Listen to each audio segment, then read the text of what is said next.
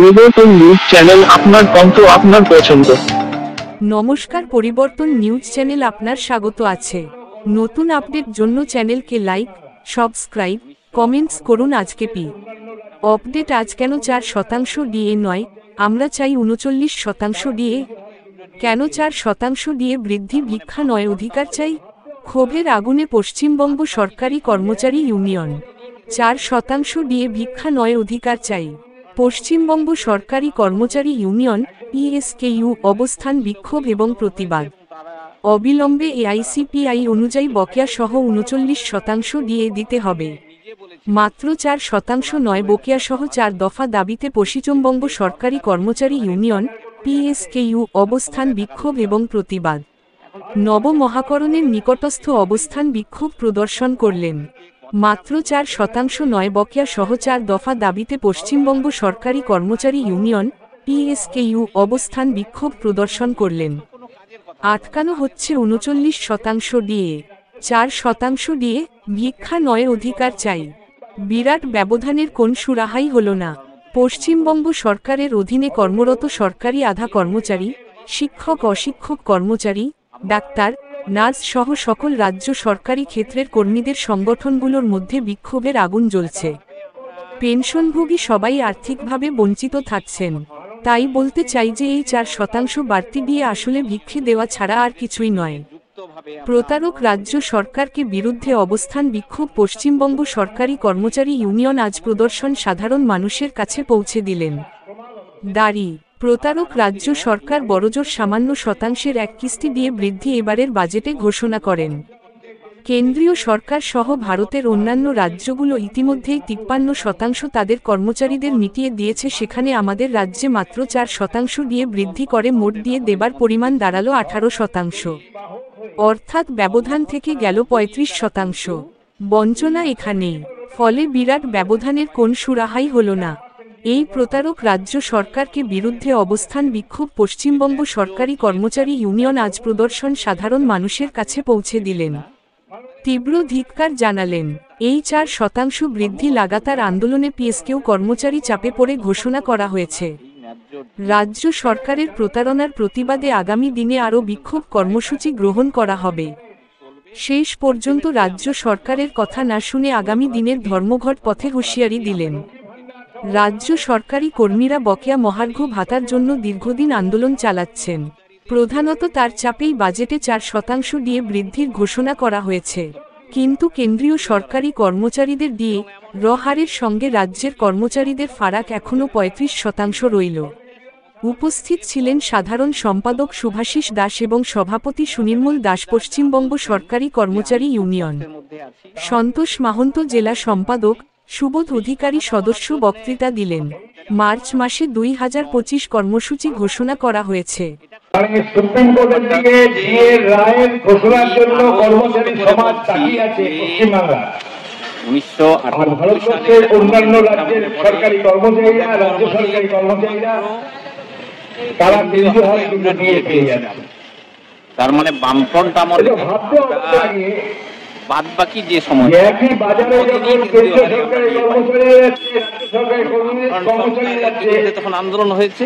একজন অন্যায় করেছিল বলেই আন্দোলন হয়েছে এবং তারা পাল্টে গেছে। তারা হচ্ছে ক্ষমতা থেকে চলছে। একজন 53%, একজন 14% নিজে বলেছিলেন সোনারপুরের একটা সভাতে যে সরকার কেন্দ্রীয় হারে বাজার করতে যাচ্ছে তার ক্ষমতায় থাকার অধিকার নেই। এখন কথাটাই বলছে। যে কথাটা বলা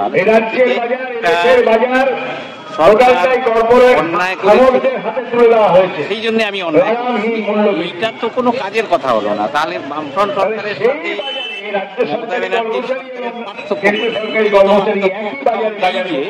সেটা তিনি এই কথাটা বলার মধ্যে দিয়ে প্রমাণ করে দিয়েছেন। হচ্ছে যে এর প্রতিবাদে আন্দোলন করছি।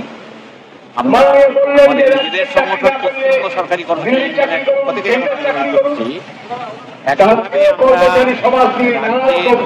প্রায় 20টি সংগঠন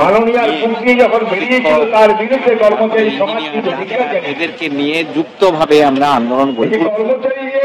এর বিরুদ্ধে আমরা বিশ্বাস করি যে রাজ্যের সমস্ত কর্মচারীরা আজকে আমাদের এই অবস্থানে যেমন সমর্থন করছেন, আবার আগামী দিনেও এই আন্দোলনকে গড়ে তুলতে আরো ব্যাপকভাবে রূপ দিতে এবং আন্দোলন করতে করতে বাস্তবে ধর্মঘট করার দিকেই আমরা যাব। এবং তখন বাস্তবে আমরা যেমন করে পূর্বতন শাসক দল বামফ্রন্টের আমলে যেমন দেখেছি,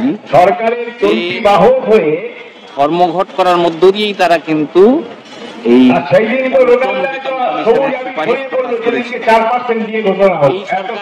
কর্মচারীদের বাধ্য করেন যে ন্যায্য ডিএর দাবি আদায় করার উদাসীন থাকবেন আর দেবেন না, রাজ্য সরকারি কর্মচারীরা তার বিরুদ্ধে ধর্মঘট করবে যতক্ষণ পর্যন্ত না এই ন্যায্য ডিএ দাবি যতক্ষণ পর্যন্ত না আদায় চলবে। আলটিমেটলি আমরা কিন্তু ধর্মঘট গড়ে তোলার দিকেই, ধর্মঘট করার দিকেই আমরা ব্যাপারটা কর্মচারী কর্মচারীদের তার বক্তব্য সরকারের কাছে তুলে ধরা এবং এমন নয় যে এই টেবিলে বসেই আমি সমস্ত এই সমস্ত রাজ্যের কর্মচারীদের সংগঠিত করাটাই মমতা ব্যানার্জি যা বলছেন যে আমি খুব কষ্টের মধ্যে আছি, কষ্ট করে আমি দিচ্ছি, সেই কথাটা বলার জন্য কোন কর্মচারী সংগঠন নয়, বাস্তবে এটা কর্মচারী সংগঠন নয়, সংগঠন শাসক দল পৃষ্ঠপোষকতা। বিগত দিনে এই যে সংস্কৃতি, এই যে কালচার আমরা দেখেছি বামফ্রন্ট সরকার যেমন করে রাজ্য কমিশন কর্মকর্তা, তারও আগে আমরা তার বিরুদ্ধে যাতে গড়ে না পক্ষে যাতে কাজ করে, তখন তিনি কংগ্রেস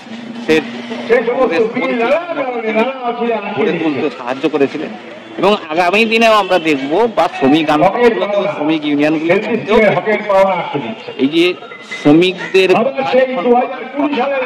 তার বিপরীতে শাসক দল কেন্দ্র হোক বা অন্যান্য রাজ্য সরকারের তৈরি করেছে। আমাদের রাজ্যে কিন্তু আমরা যেমন এটার ন্যায্য অধিকার আরো বহু দাবি যেমন বিপরীতে সরকার বলছে, যেমন ফেডারেশনও বলছে যে সরকারের কষ্ট হচ্ছে তিনি দিতে পারবেন। এটা কোনো কর্মচারী হতে পারে না। এটা এই সমস্তগুলোই তো প্রচার আমরা বলি যে আজকে আমাদের সংগঠন এটা করছি, সমস্ত সরকারি কর্মচারীদের মধ্য দিয়ে আমরা আবেদন করছি। আসলে কর্মচারীদের কিন্তু ঐক্যবদ্ধ হতে আগামী পরে সামনেই আছে আমরা আরো বহু সংগঠন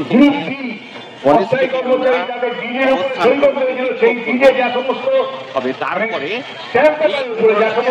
রাজ্যব্যাপী ছড়িয়ে আলটিমেটলি কর্মচারীদের ধর্মঘটের দিকে যেতে হবে। ধর্মঘট নানান হতে পারে, করেই কিন্তু করবো আমরা। কর্মচারীরা যতক্ষণ পর্যন্ত আমরা সবাইকে অ্যাপিল করছি যে যতক্ষণ এই দাবি না আদায় ততক্ষণ পর্যন্ত আলটিমেটলি ধর্মঘটে আমাদের বিভিন্ন আন্দোলন গড়ে তোলার মধ্যে